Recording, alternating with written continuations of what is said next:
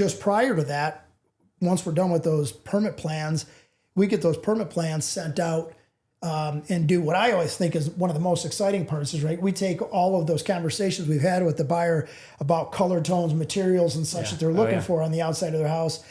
And we kick off their interior design and selections phase with a 3D rendering of their home. And, you know, I've had people come in and just go like, oh my God, this is it. This is beautiful. But in the case that those 3D renderings raise a red flag and on something that they thought wasn't going to look just like they thought, it's okay. We've got time in there. So in that, you know, we got that 3 weeks of first review at the permitting. So we could always take and make some adjustments if need be to have those ready for that resubmittal. Because like I mentioned earlier, it's a rarity to ever pass your permits on the first round, with the exception of a couple villages that seem to always pass on first round. Yep.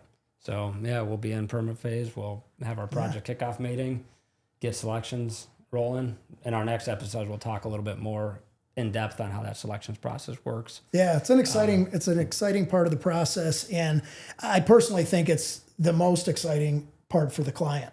Yeah. I think the architectural design phase is really exciting, but it's in 2D, right? So it's black and white drawings, and you know sometimes it's very engaging. Not as easy to understand. You know, getting into the selections phase and really starting to understand, you know, how the home's going to look. And but when they really see the 3D rendering, it's always like you see it on their face, right? Yeah. It's wow, and that's kind of a great way to kind of segue right into that next phase, that interior design and selections.